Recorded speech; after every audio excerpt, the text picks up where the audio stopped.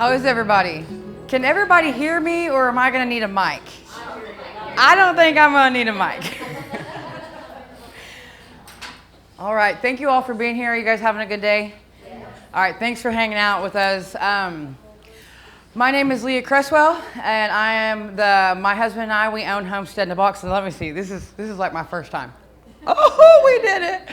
Okay, total disclaimer right here in the beginning.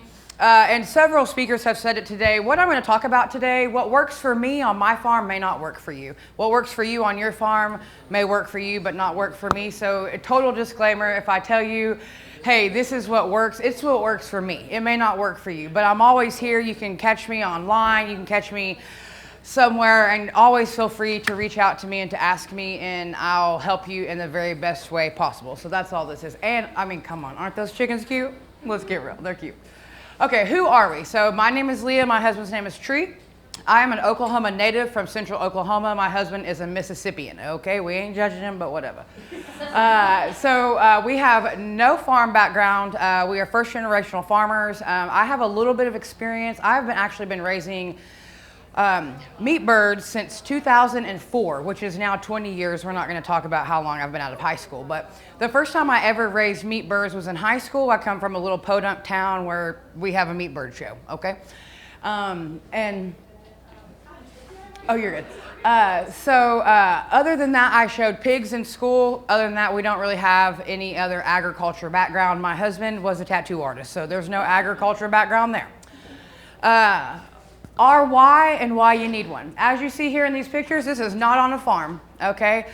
Keith here, we've done interviews with him. He calls us, nomads. So we used to travel from East Coast to West Coast. My husband drove a truck. I did online nursing school, and living the farm life has not always been the life that we wanted to live. Here you can see we're out living our best lives before we settled down. Why do we do what we do? It's no secret, in 2020, everything kind of whooped, you know. And while everybody was stuck at home, not being able to leave and being limited to what they could buy at grocery stores, we were actually out pushing essential items from the East Coast to the West Coast. We were hauling water, we were hauling masks, we were hauling paper products, you know. And one of the busiest highways in America is right outside of Atlanta, Georgia, okay? And in Atlanta, Georgia, you're guaranteed, if you've ever been there, to sit there for a solid 4 hours in a traffic jam trying to get through Atlanta. We were the only 18-wheeler on that. It gives me goosebumps saying it now. We were the only 18-wheeler out there on that interstate. And it was the most eerie feeling in the entire world whenever you've been on that interstate and sat in it for 5 hours, but all of you were forced to stay at home. And we were the only people allowed out there. So it didn't necessarily strike a fear in us, but my husband wanted to raise animals. Y'all have heard the name a couple times today, Joel Salatin. He's a huge mentor of ours that we followed. And so my husband and I, we just decided, like, hey, let's start raising and growing our own food. For one, we're YouTube junkies. And when you get on YouTube and the more information you get, sometimes it can put a little bit of fear in you, you know. And our why and why we do this is because we want to know what we consume, okay? I'm not gonna stand up here and tell you I don't eat Brahms, because I do, okay? But we do a good, better, and best, okay? And we knew that in the reality of it, we wanted to balance, but we wanted to grow and consume what we eat. And so we raise and produce 80% of what we consume on our farm. And one of the ways that we do that is by poultry. So as you see, these pretty creatures, we raise Cornish cross chickens. And in order to do that, you're gonna need a system, okay? And so that's really what I'm here to talk to you about today, is that how it's possible for all of you in this room to raise your own meat birds, whether it just be for you or whether you wanna make a little bit of money off of it and sling them on the side. So the first thing we need to talk about is your flock selection. There's 3 major varieties of chickens. There is a jumbo Cornish cross, there is a red broiler, and a Freedom Ranger. Let's go back to Cornish cross. So most everybody knows that this is your main meat bird, okay? If you don't, this is your main meat bird. They came in and produced this meat bird. They wanted something that was gonna grow quick and fast, and this is your ticket. Cornish cross are the champions of quick growth. They reach a processing weight of 4 to 5 pounds in just 6 weeks, 6 to 8 weeks.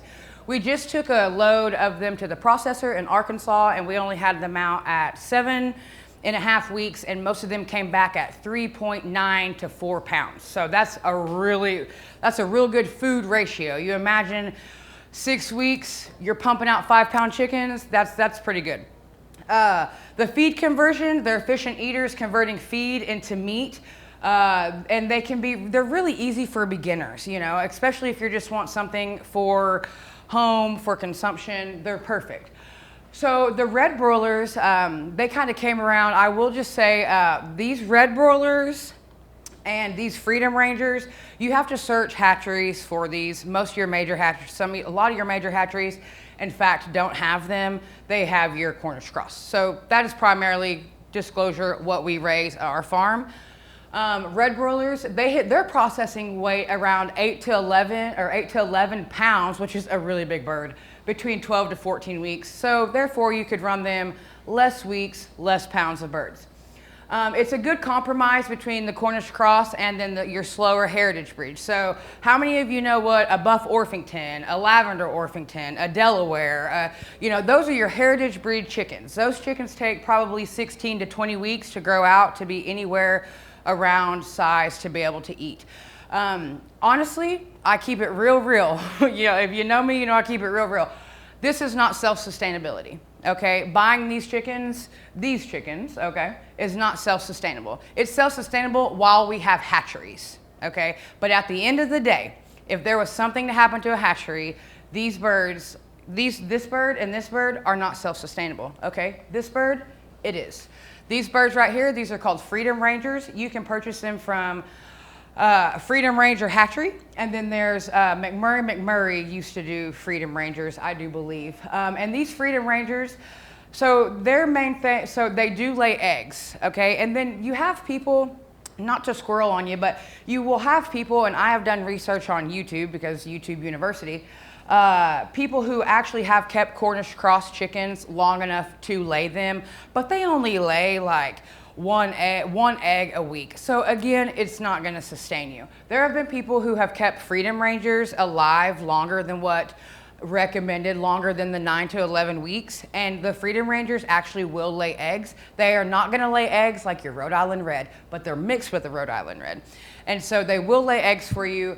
If you want to stay on like for me, just for an example, it's just 2 of us in my household.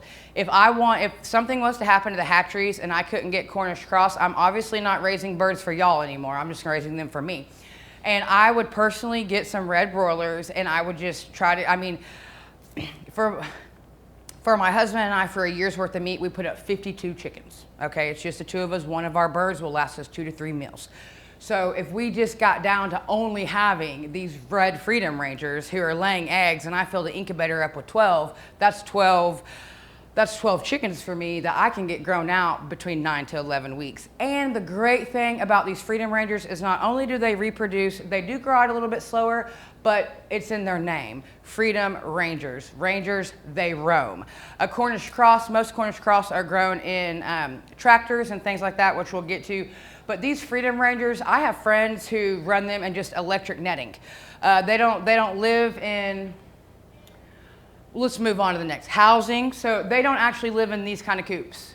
They live in something along this, okay? See, these right down here are Freedom Rangers. So they live in electric netting. It's in the name. So let's go back to housing. There's mobile coops and electric. Does anyone have any questions about the chicken varieties?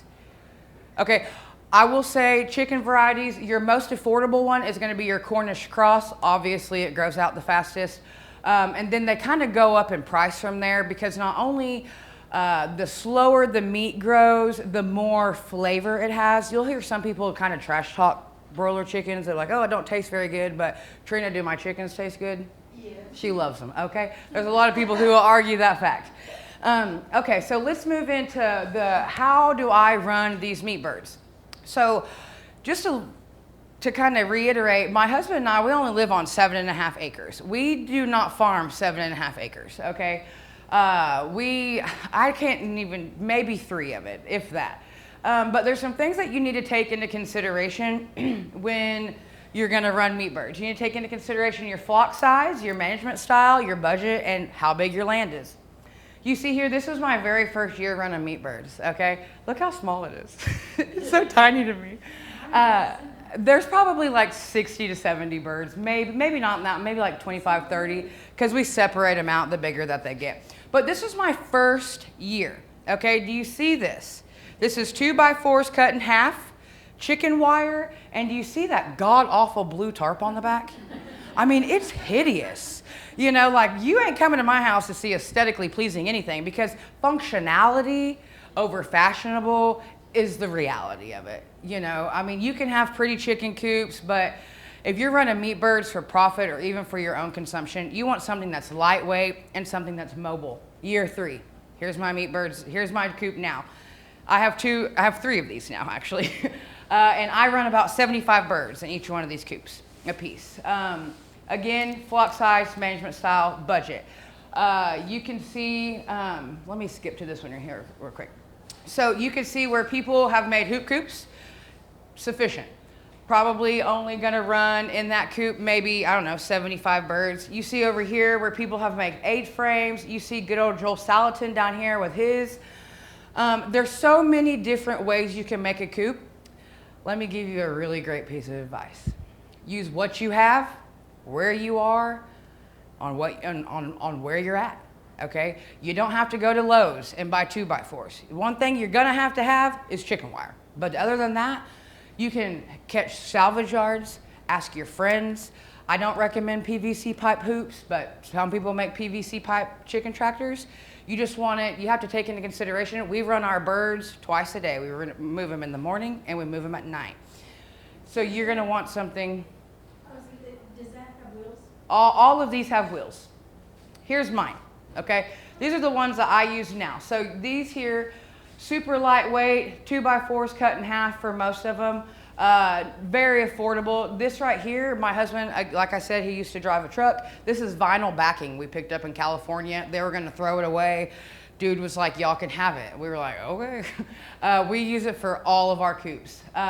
Making your coop mobile is probably the most important thing. And when I say make your coop mobile, make it mobile for you, okay? My first year running birds, that coop was a dandy to pull, okay? Look at it, it's so tall.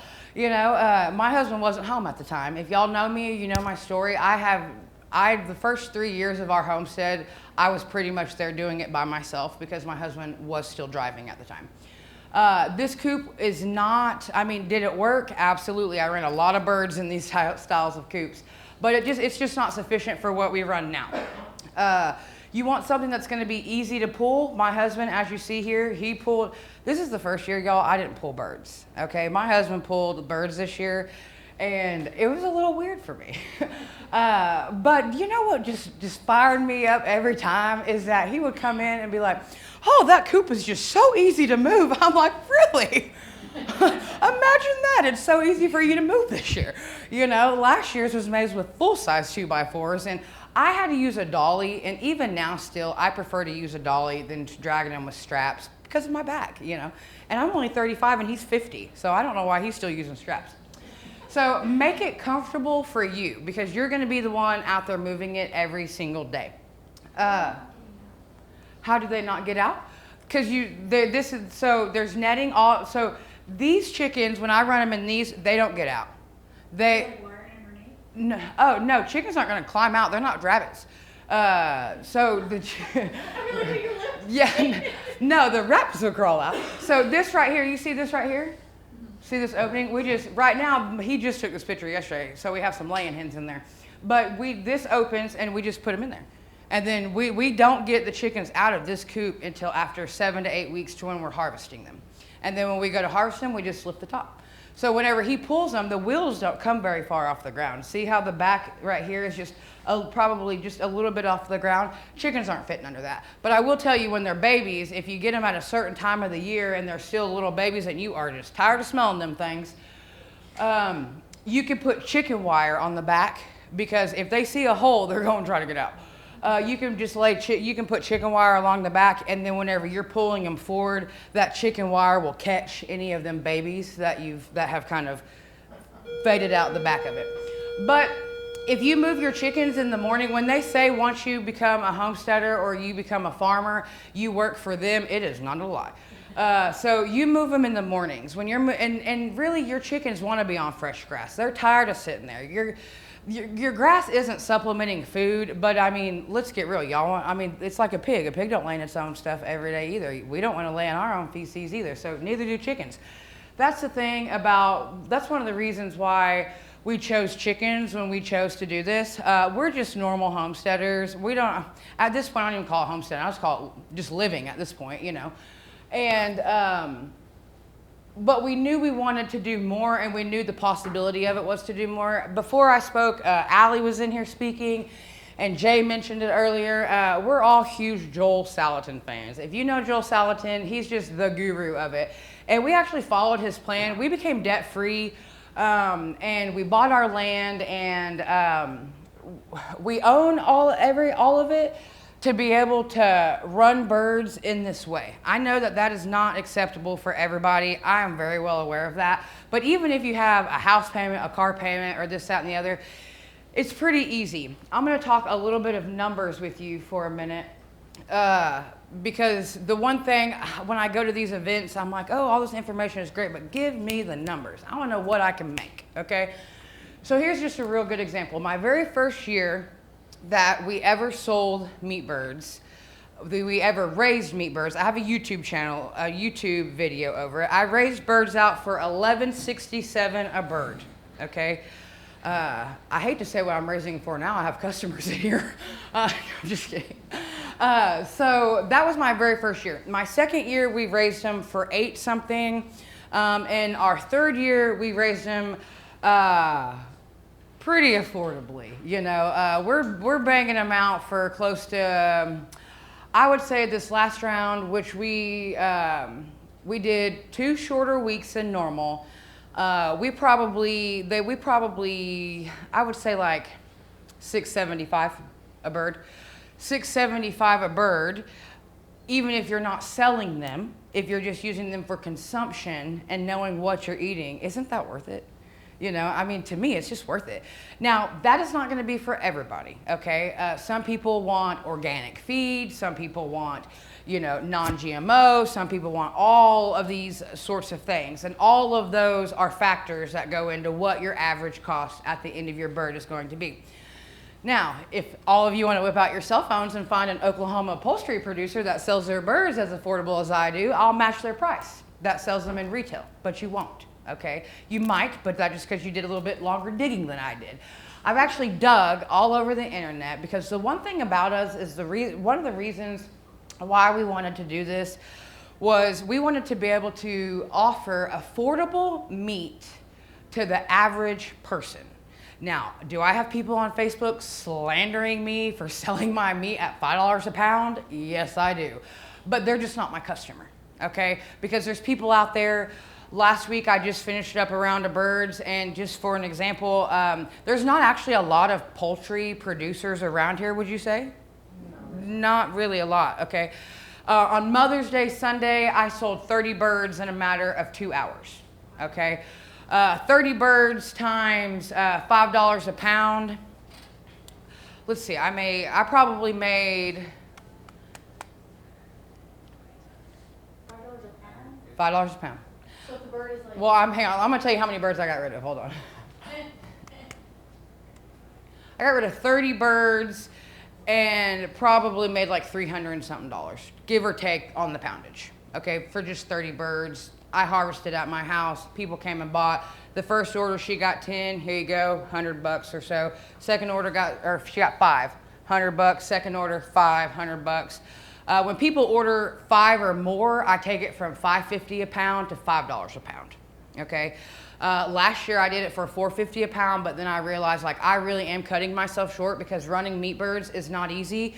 If it was easy, everybody would do it. You know, it's really not. It's very time consuming, and it's one of those things where you just have to know why you're doing it, because when it's cold outside, you ain't gonna want to go. You know, when it's hot outside and you already have to go, we don't just run birds. We have a garden and everything else in the midst of right now starting a farm stand on our property. You know, I mean, so you your why has to be bigger than any excuse that you're going to give yourself of why you don't want to do it. But when you look at my numbers, and a lot of people's number, like, so we choose, let's talk about feed for a second. So we choose to support local feed stores. Okay, I don't buy my feed from Atwood's. I don't buy my feed from Tractor Supply. I buy my feed from Kyoto Farm and Ranch is where I buy my feed. It's non-hormone, non-antibiotic. Is it organic? Probably not. You know, I mean, it's probably not organic. But I'm picking a battle here. I'm picking good, better, and best. What do I want? Do I want to go? I haven't eaten a Walmart chicken in years, so I couldn't tell you what it tastes like. But my mama said it's terrible. You know, Trina back here said she could smell it. You know, that's why she buys my birds. It has a funky smell. That's what people have said. It just smells funny. It's real stringy, things like that, you know. And to each their own. Do I still eat chicken fajitas? Sure do. You know, I'm not asking the waitress, ma'am, where is this chicken sourced from? You know, I mean, good, better, and best. When I'm at home, when I go to my, and I'm also here to encourage my family and my friends, like, hey, let's all pack our freezers full of, you know, freshly grown food, because I like being able to go places and have dinner and know where that food came from. That is why I do it. I want to know where my food came from.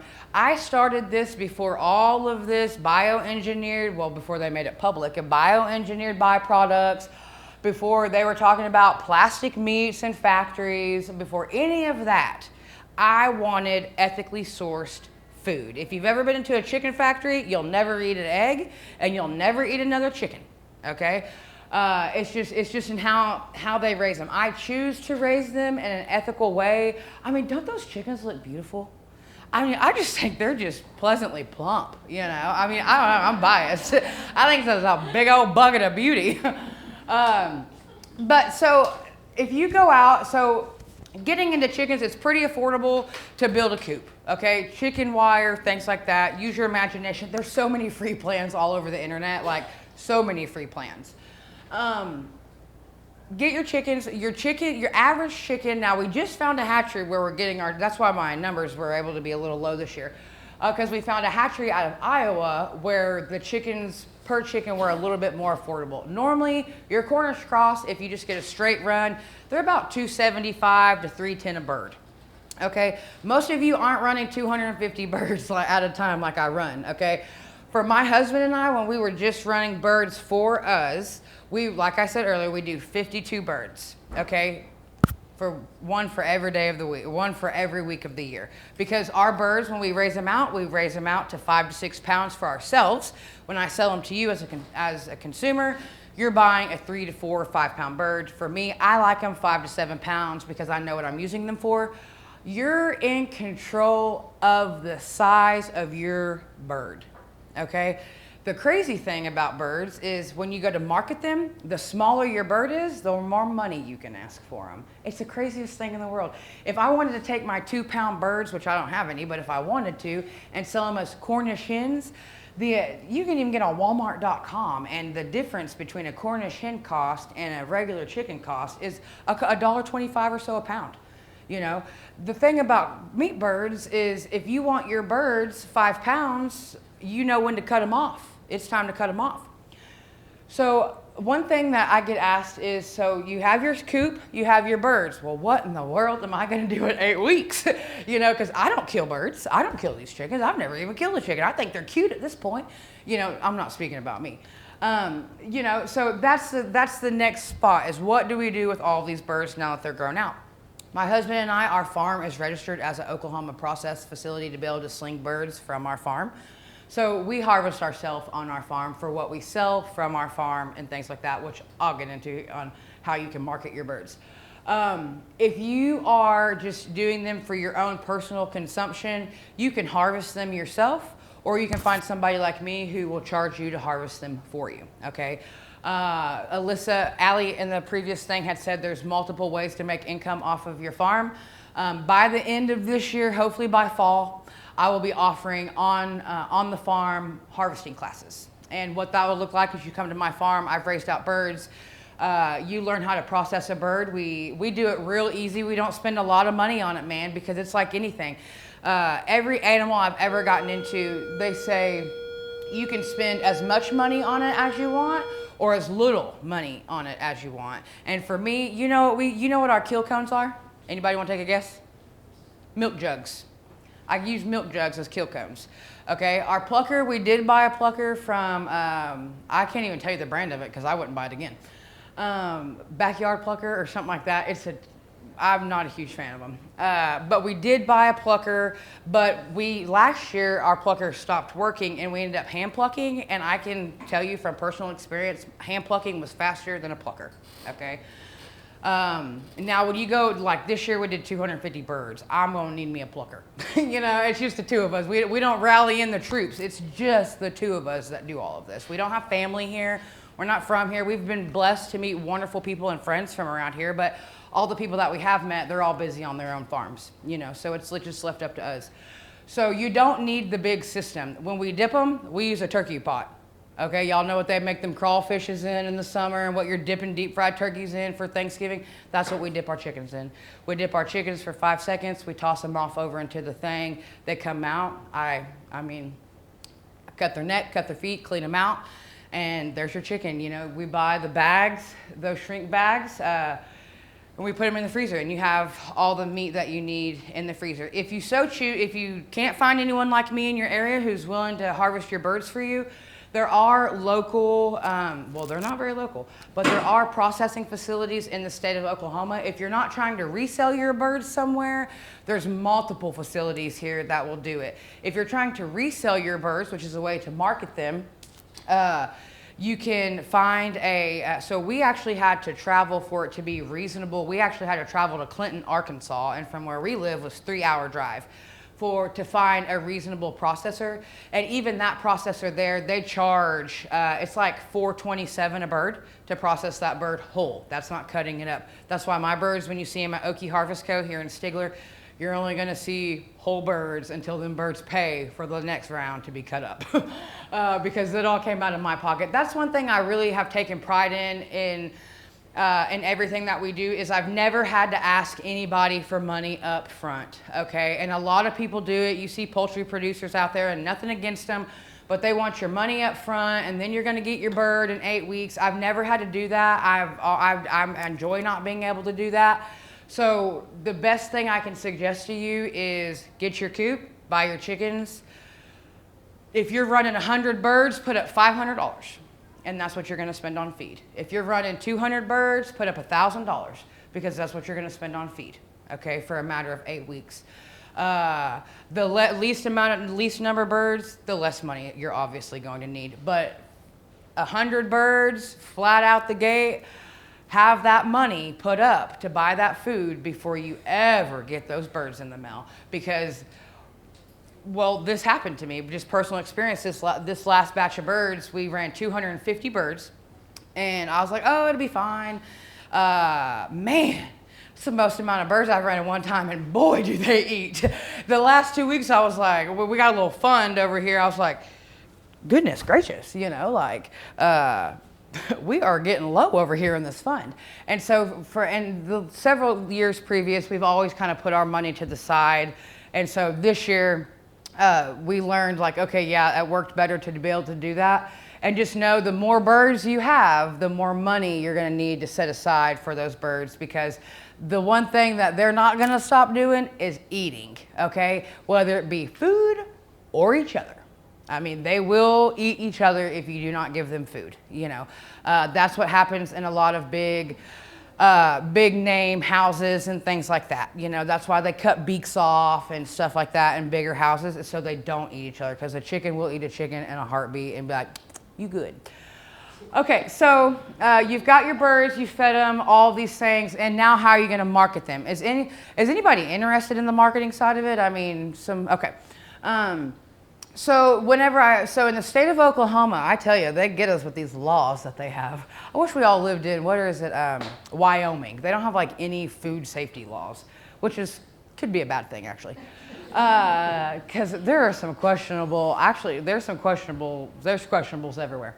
So how I market them, and the number one way here in Oklahoma is I market them from our farm, because it's the legal way to do it, for processing them on our farm, okay?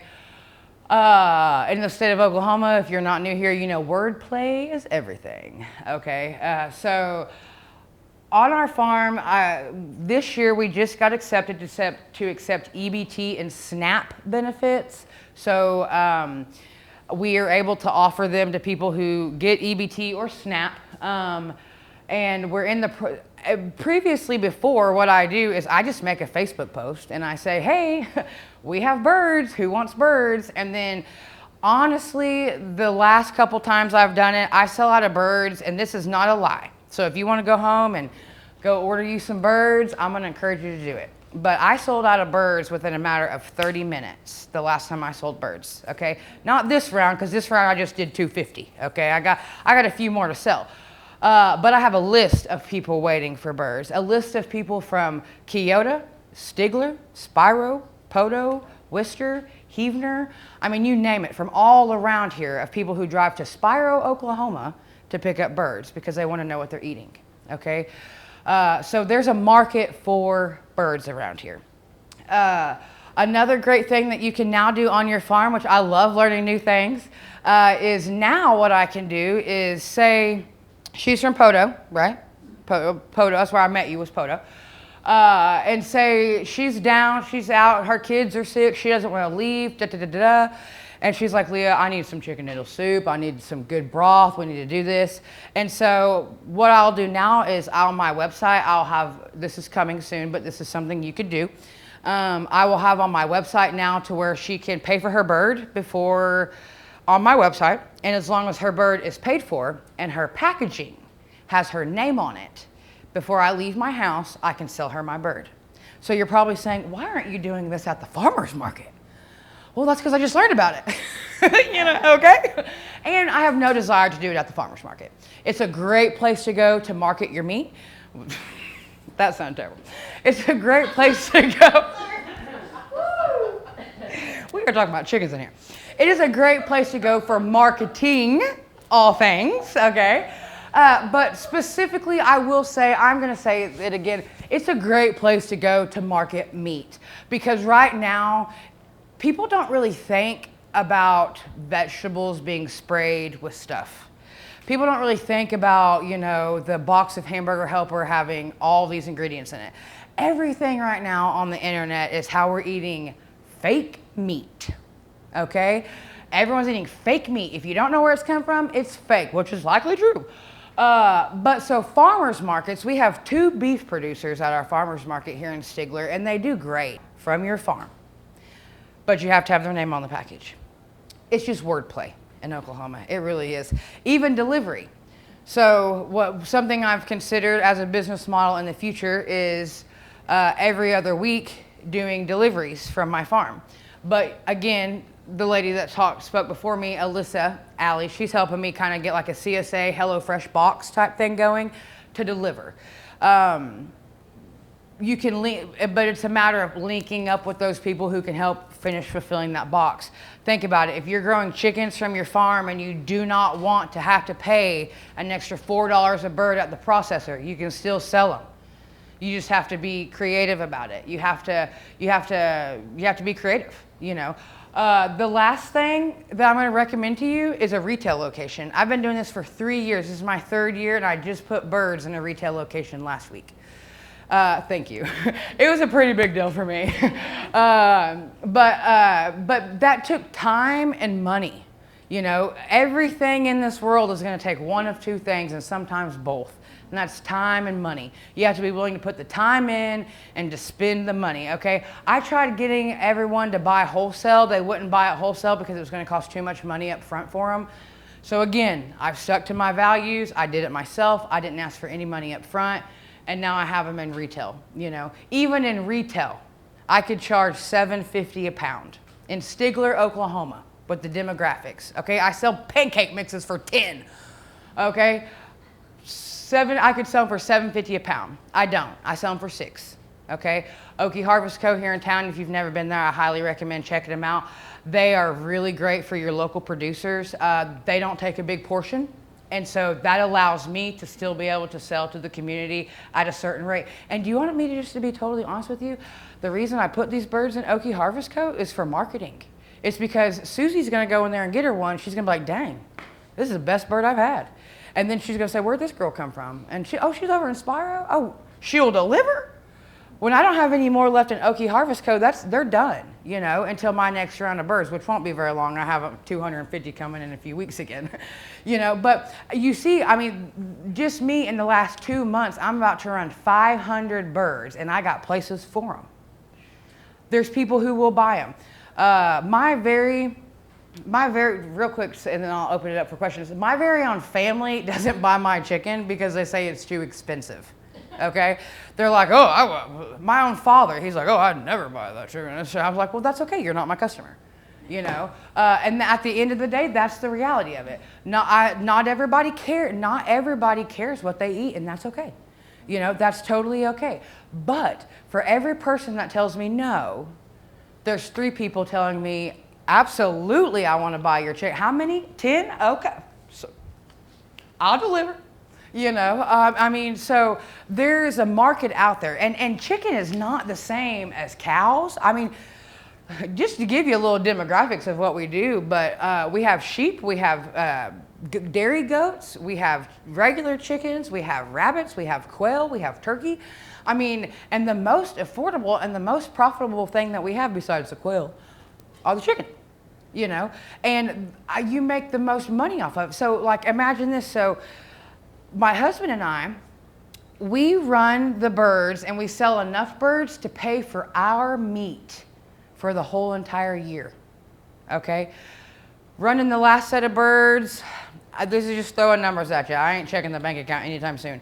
But we're gonna say it probably cost us close to $1,600, okay?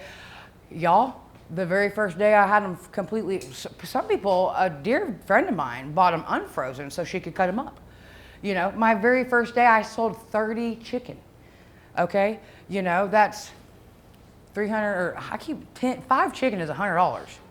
So 30 is like 600, okay, right? And then I only spent $1,500 to raise the whole flock, okay? So I've only sold 30, so I put 50 over here in Okie Harvest Co. Leaves me like 150, 175 to sell, and just about basically $20 a bird, because most of my chickens are 4 to 5 pounds. So $20 a bird. I've made my money back. I have a year's worth of chicken in my freezer, and I made about $1,200, $1,300 just extra, for running meat birds. You don't have to raise 100. If you want to raise 25, I'm never going to tell you to raise 25. If you're going to raise 25, you might as well raise 50, to be worth your time. Honestly, put 25 in your freezer and sell the other 25 to family and friends. Another source of, if you don't want to actually go and sell at a market, a farm on your farm, a farmer's market, a retail location, is to get with your family and say, hey, I'm going to do this batch of meat birds. I'm going to raise them. I'm going to harvest them. And y'all are going to pay me for it. And y'all are going to have good meat for it. I did that my second year. I raised meat for my family. I said, I'll never do it again. Mainly because my husband and I could harvest more in 4 hours than what I could with 8 people in 8 hours. So, but other than that, does anybody have any questions about running meat birds, about just the profitability or anything of it? Go ahead. How did you get certified to do the processing on your farm? It's a real simple. You just go online, and it's through the USDA, and you just register your farm. USDA.gov. Honestly, and I say this in my YouTube channel and on all my social medias all the time, we carry these things around 24/7. I Google everything. If I don't know it, I'm gonna Google it, and that's just really what I did. Somebody had told me, like, hey, you need to have your farm registered as a processing space. And so what that allows you in Oklahoma, it allows you to sell up to 1,000 birds a year is what it allows you to sell up to. For me, I don't think I'll ever sell 1,000 birds a year. I say that, but I just met another Oklahoma farm guy who was like, hey, where'd you take your chickens? Because I'm maxed out at 1,000. And that's how I learned that I could accept online payments and deliver, by marketing, by finding other people in the community who are doing the same thing. Anybody that you find that is going to gatekeep information from you when you're asking about them, you're asking the wrong person.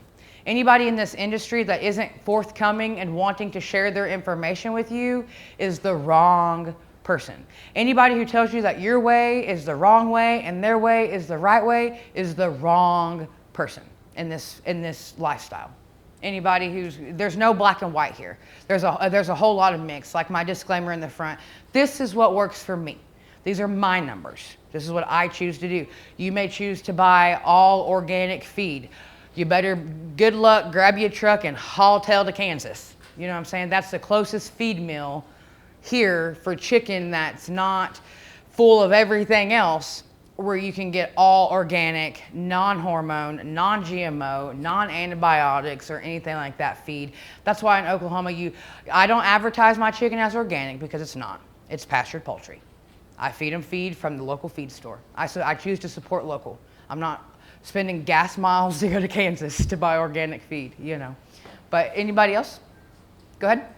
What are you buying the feed at over in, is it? Keota. Keota? Yeah, so I buy all of my feed from Keota Farm and Ranch because they're a new feed store that's recently opened up. And honestly, previous to that, last year I bought all my feed from Atwoods, is where I bought it from then.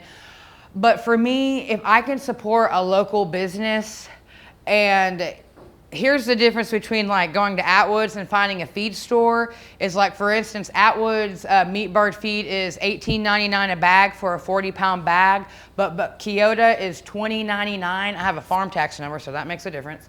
But it's a 50-pound bag. So you pay $1 more for 10 more pounds. And you're supporting two families that have gone in together and opened up a local feed store. But I think the feed store here in Stigler is a pretty local feed store too. I mean, so if you're locally here or whatever, and I know, like, did you really, honestly, if there was a mill near me, and if anybody knows of one, I would probably just go to the mill. I would take my big 55-gallon drums and just fill my drums up with chicken feed because it's easier. The more that you have in the front end of it, it makes it more profitable in the long run. And I know that kind of doesn't make sense, but feed goes up so much. Even $1 a bag raising 100 birds. I mean, that's an extra 200. That's an extra $200.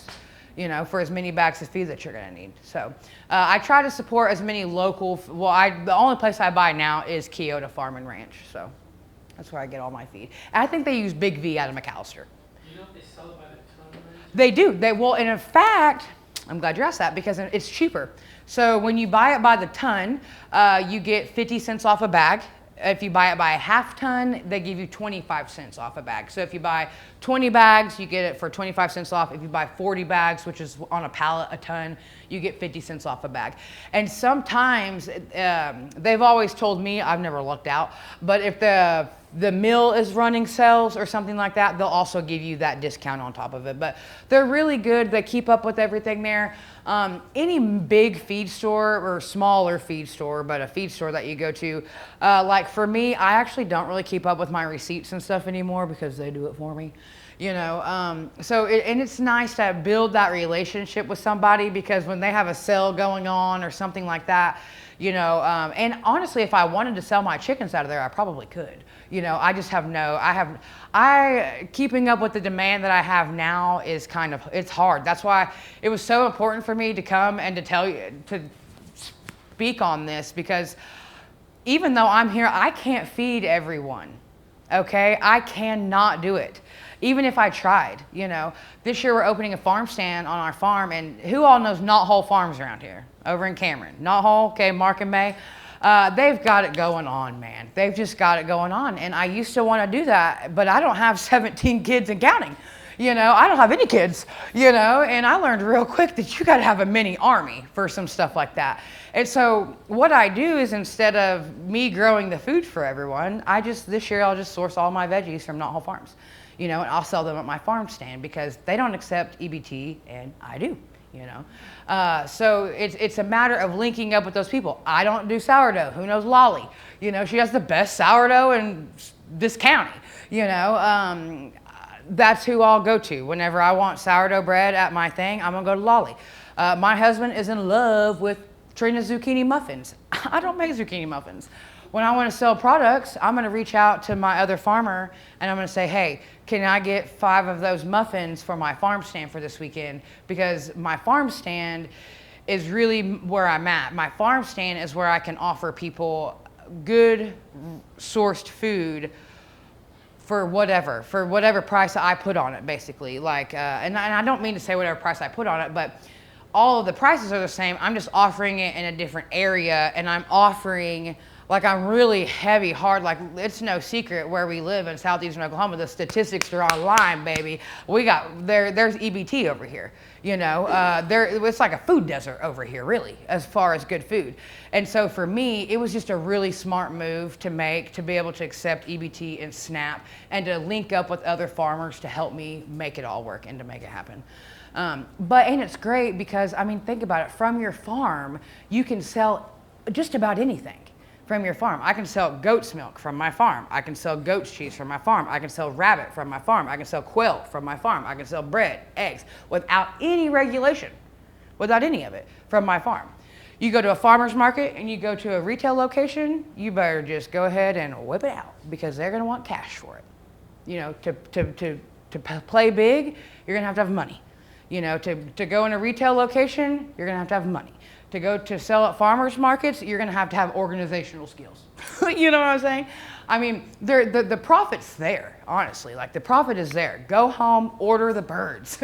Real quick before I have to wrap up and get out of here, I wanted to give you all a few places, if you want to jot it down, just some resources that I use and that I have used.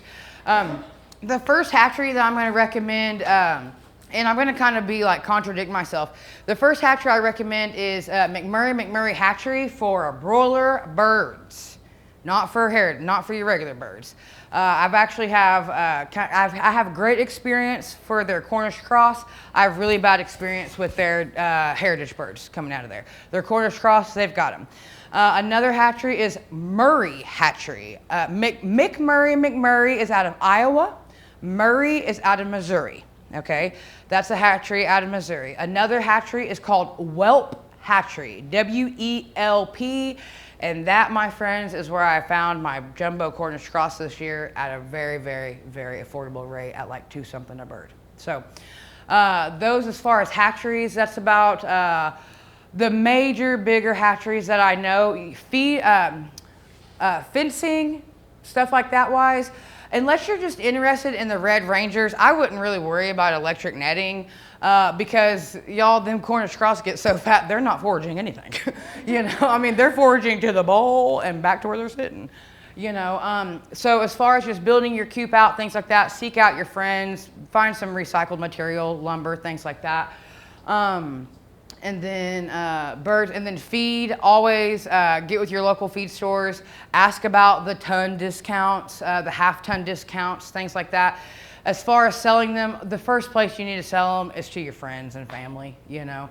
And then, like I said, around this area, even if every one of you went home right now and started a Facebook page and was like, we are selling pastured poultry, you would never take from my customers.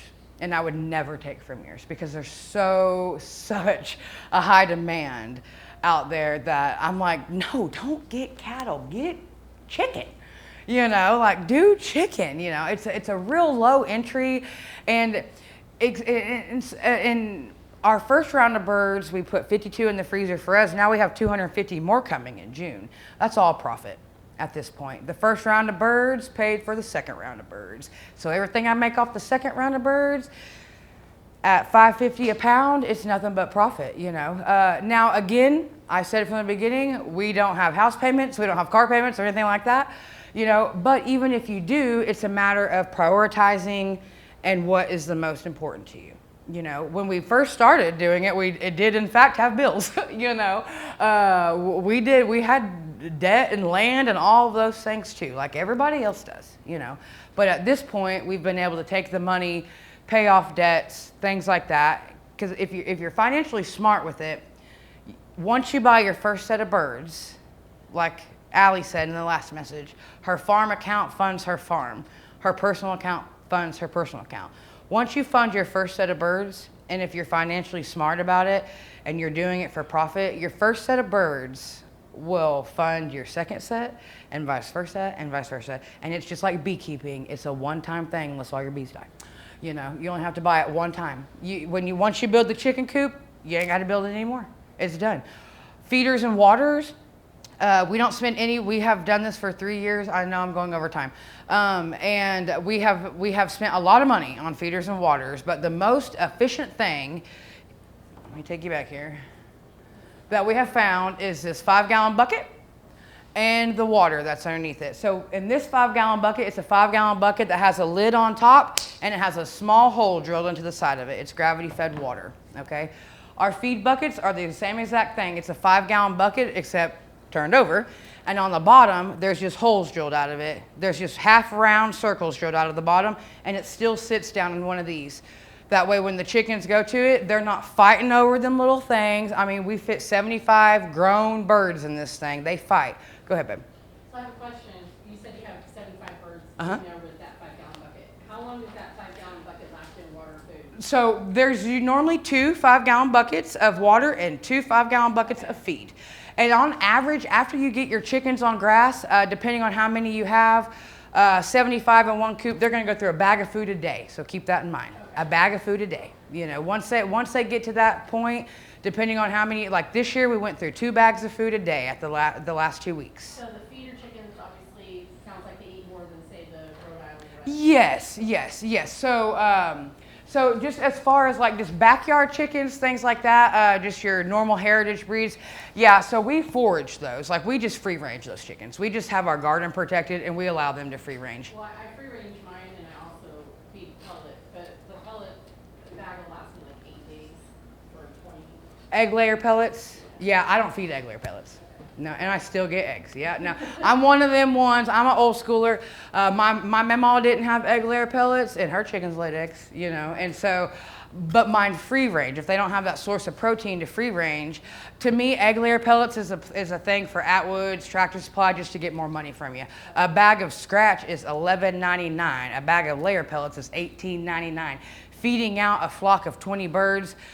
I mean, you might as well just buy eggs from the grocery store. I mean, not really, but you know, everyone thinks that chickens are cheap, but in the reality of it, chickens really aren't that cheap. They think, oh, if I just go buy some chickens, my eggs will be cheaper. It's the biggest scam in the world because once you have chickens, you buying grub worm, you buying them toys, you know. Right. Well, what we're doing is we are going to grow like the oats and the sunflower to where they can. Yeah, no, that's super smart.